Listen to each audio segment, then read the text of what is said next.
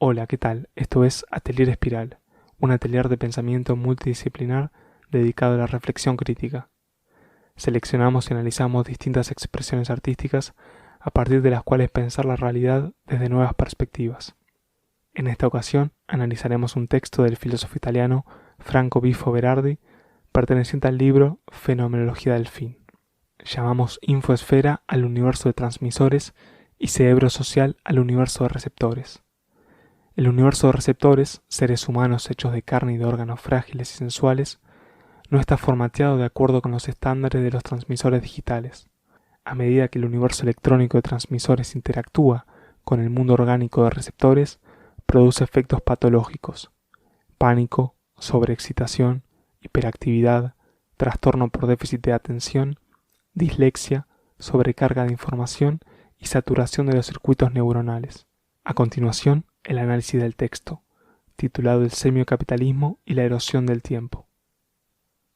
Todo lo sólido se desvanece en el aire, proclamó Marx en alguna parte del Manifiesto Comunista, anticipando el concepto acuñado por Bauman un siglo y medio después, en vísperas del cambio de milenio, la modernidad líquida. Pero esta no es una disertación acerca de los estados de agregación de la materia, o quizás lo sea, pero solo en parte y como complemento. Es más bien una reflexión acerca de la condición humana. La red, la esfera digital, la web 2.0, 3.0. ¿Qué son? ¿Cuál es su naturaleza? Y más importante aún, ¿qué efectos tienen en nosotros? El filósofo italiano Franco Bifo Berardi esboza algunas hipótesis. Comencemos por lo que el autor denomina como infoesfera. La infoesfera es la esfera de los signos intencionales que rodean al organismo sensible. Constituye la totalidad del universo semiótico en la que el individuo está inmerso, conformado por una infinidad de códigos, normas, reglas implícitas, costumbres, signos y señales, que impregnan la epidermis neuronal humana, determinando estados de ánimo, formas de pensamiento y comportamientos. Es el equivalente de lo que el sociólogo francés Henri Lefebvre definió como campo semántico total, en un texto de la década del 60 que lleva por título Introducción a la psicosociología de la vida cotidiana. Para este autor, el campo semántico total está conformado por el conjunto de signos, señales y símbolos que el lenguaje como parte de dicho campo busca explorar e igualar. Que el lenguaje como parte de dicho campo busca explorar e igualar. Ahora bien, ¿qué pasa cuando no puede? ¿Qué pasa cuando el lenguaje, principal instrumento con el que el individuo es capaz de aprehender el texto social circundante, se ve imposibilitado de leerlo? Hoy, ¿es este campo semántico, este texto social, esta infoesfera legible? ¿Es suficiente la capacidad cerebral orgánica de procesamiento para la asimilación del permanente y frenético flujo de datos al que estamos constantemente arrojados? Bifo nos dice que no. La infoesfera es capaz de crecer indefinidamente, pero la capacidad de asimilación del cerebro social no.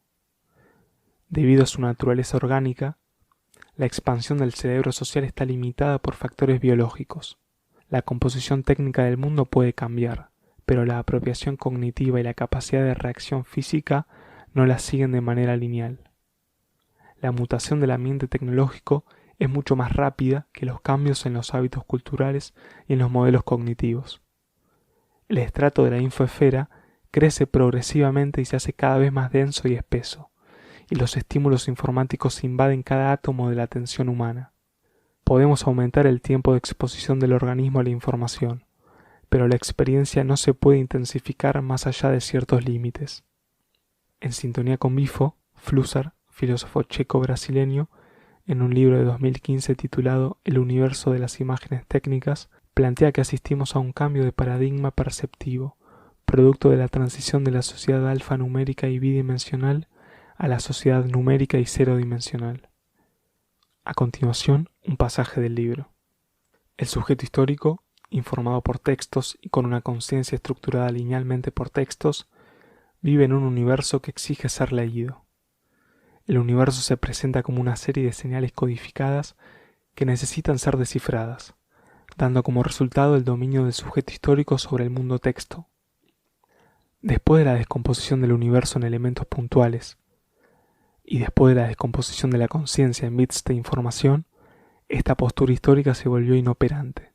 Como los hilos ordenadores de las señales en código se desintegraron, el universo perdió su carácter de texto, se volvió ilegible. Nada hay para explicar e interpretar en un mundo que consiste en partículas sueltas. En otros términos, las señales que el mundo emite no significan nada, no son vectores de significado. El mundo se figura como un conjunto absurdo, y la existencia absurdamente arrojada a tal mundo absurdo busca en vano asirse a algo. ¿Dije 2015? Me equivoqué. Flusser escribió estas palabras en 1985, 4 años antes de que Tim Berners-Lee creara la World Wide Web, 7 años antes del primer navegador web Mosaic, 14 años antes de la burbuja.com, 17 años antes de la aparición de la web 2.0 y 22 años antes de la entrada en escena del primer iPhone. Tenemos entonces una transformación radical en el plano de la infoesfera. Pasamos de una matriz alfanumérica a una matriz numérica, de una configuración mecánica a una configuración digital, del capitalismo industrial al semiocapitalismo del software. La unidad material coherente de la estructurada época fordista dio paso a una multiplicidad de partes intangibles. Los sólidos baumaниanos se derritieron, y hoy todo fluye en una liquidez insoportable. El texto social hermenéutico cede ante el código informático. La narración hace lo propio frente a la adición. La acción en el sentido histórico otorgado por Hannah Arendt mengúa frente al náufrago de venir. El consumo de información devino empacho de datos. Ahora bien, frente a este marco cabe plantearse ciertos interrogantes. ¿Dónde entra el individuo? ¿Qué rol juega? ¿Cuál es su capacidad de agencia? Y la más importante, ¿qué efectos tiene sobre la propia psiquis humana? Quien lo expresó mejor que nadie fue Mujica. En una entrevista del año 2018, aludiendo al fervor hedonista del capitalismo consumista, se pregunta: ¿por qué tanta enfermedad del valero? Pero ¿esto de la enfermedad del valero es una respuesta psicoinmunológica al ambiente? ¿Puede haber una enfermedad cuya causa responda a las condiciones de existencia estructurales? Parece ser que sí, y parece haber cierta unanimidad. Mark Fisher, escritor británico, creador del blog de teoría cultural K-Punk, escribe en su libro Realismo Capitalista que la ontología dominante en la actualidad niega la misma posibilidad de una enfermedad mental cuyas causas sean sociales. La reducción del trastorno mental al nivel químico y biológico, por ejemplo, va de la mano de su despolitización, y esto posee enormes ventajas para el capitalismo. En primer lugar, es una idea que refuerza el impulso del sistema hacia el sujeto aislado. Si estás enfermo es por tu química cerebral. En segundo lugar, es una noción que abre un mercado muy lucrativo para las compañías farmacéuticas internacionales que despliegan sus productos. La privatización del estrés es un sistema de captura perfecto, elegante en la brutalidad de su eficiencia. El capital enferma al trabajador y luego las compañías farmacéuticas internacionales le venden drogas para que se sienta mejor. Esta noción de privatización del estrés recuerda lo que Byung-Chul Han llama sociedad del rendimiento. En su libro Psicopolítica, el filósofo surcoreano afirma que quien fracasa en la sociedad neoliberal del rendimiento se hace a sí mismo responsable y se avergüenza, en lugar de poner en duda la sociedad o el sistema. En esto consiste la especial inteligencia del régimen neoliberal. No deja que surja resistencia alguna contra el sistema. Uno dirige la agresión hacia sí mismo. Esta agresividad no convierte al explotado en revolucionario, sino en depresivo.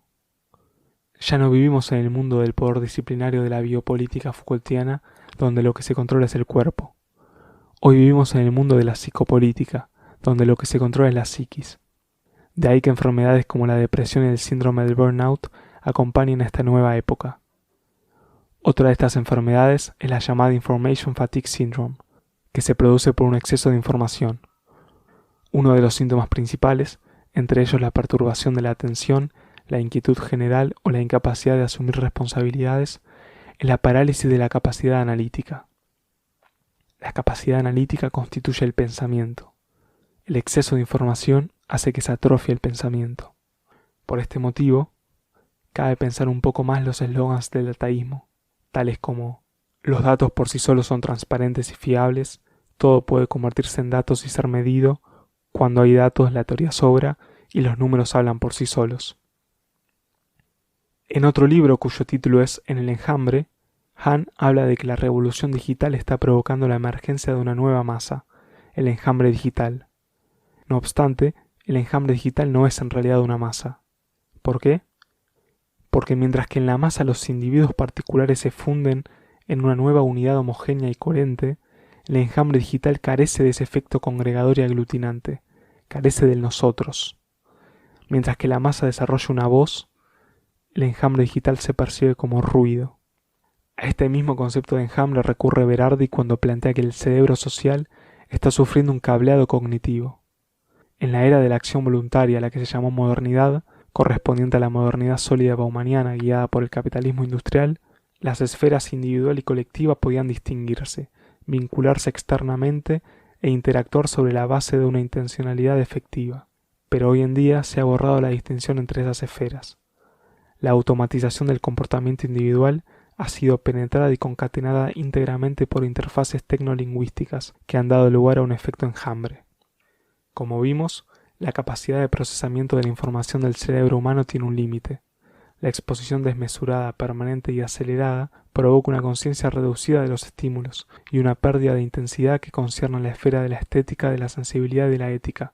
La experiencia del otro se hace rara e incómoda, ya que éste se vuelve parte de un estímulo ininterrumpido y frenético, y pierde su singularidad, su intensidad y su belleza, produciendo un incremento del estrés, la agresividad, la ansiedad y el miedo. En el ambiente interconectado, se estimula y se moviliza continuamente la atención y se debilita la capacidad para concentrarse en un único flujo de información, como lo ha demostrado el incremento de trastornos por déficit de atención, un síntoma del debilitamiento de la capacidad mental humana para elaborar la experiencia. ¿Qué le queda a la reflexión crítica? A medida que el flujo electrónico de información se acelera, el tiempo para la elaboración se reduce. Su interpretación crítica se hace cada vez más difícil, dado que el proceso hermenéutico debe realizarse cada vez más rápido. Asistimos, en definitiva, a un empobrecimiento de la experiencia. Estamos expuestos a una masa creciente de estímulos que no podemos elaborar intensivamente o percibir y conocer profundamente. Más información, menos significado. Más estímulos, menos placer. En el fondo, de lo que estamos hablando es de tiempo. El tiempo para procesar, para sentir, para imaginar.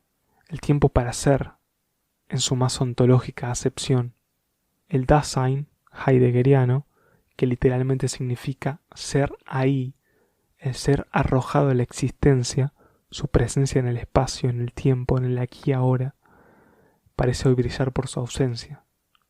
En su libro El aroma del tiempo, Byung-Chul Han define la crisis actual como una crisis de disincronía. El tiempo carece de un ritmo ordenador. La dispersión temporal no permite experimentar ningún tipo de duración. No hay nada que rija el tiempo. La vida ya no se enmarca en una estructura ordenada, ni se guía por unas coordenadas que generen una duración. En un giro de perspectiva notable que recuerda al fantasma de la historia de Walter Benjamin, Han nos dice que la aceleración actual tiene su causa en la incapacidad general para acabar y concluir. El tiempo apremia porque nunca se acaba, nada concluye. Se precipita como una avalancha porque ya no cuenta con ningún sostén interior. Cada punto del presente, entre los cuales ya no existe ninguna fuerza de atracción temporal, hace que el tiempo se desboque, que los procesos se aceleren sin dirección alguna. Es un tiempo atomizado, un tiempo discontinuo, donde no hay nada que ligue los acontecimientos entre ellos, generando una relación, una duración. La tensión narrativa propia del tiempo histórico, que despliega una continuidad a partir del encadenamiento de los acontecimientos, no existe en el tiempo de puntos de la actualidad. De esta manera, cuando el corto plazo, cada vez más común, desplaza una praxis vinculadora a largo plazo, que sería a su vez una forma de final, aumenta la atemporalidad, reflejada en el ámbito psicológico como angustia e inquietud. La creciente discontinuidad, la atomización del tiempo, destruye la experiencia de la continuidad. El mundo se queda sin tiempo. Entonces, ¿no hay alternativa? Esa pregunta acompaña el título del libro Realismo capitalista de Fisher, quien afirma que hoy el capitalismo no solo es el único sistema viable, sino que es incluso imposible imaginar una alternativa. El capitalismo no es hoy el modo de dominación hegemónico, es el único modo de dominación. Y aquí radica el talón de Aquiles del anticapitalismo contemporáneo. Tiene su génesis dentro de la propia estructura capitalista. Puede hablar otro idioma, pero usa el mismo alfabeto. Quizás la cosa pase por otro lado. Pensemos en la política del silencio de Deleuze. En 1995, el filósofo francés escribe que la dificultad hoy en día no estriba en expresar libremente nuestra opinión, sino en generar espacios libres de soledad y de silencio en los que encontremos algo que decir. Fuerzas represivas ya no nos impiden expresar nuestra opinión. Por el contrario, nos coaccionan a ello. No tener que decir nada y poder callar se levantan como actitudes de resistencia. Solo entonces, cuando callamos, podemos crear algo singular, algo que realmente vale la pena ser dicho. Quizás debamos apelar, en contraste con la vita activa, a una revitalización de la vita contemplativa, como plantea Byung-Chul Han, oponiendo así al imperativo del trabajo el silencio de la reflexión, a la hiperquinesia permanente la capacidad para demorarse, al incesante consumo de trivialidades descartables la experiencia de la duración.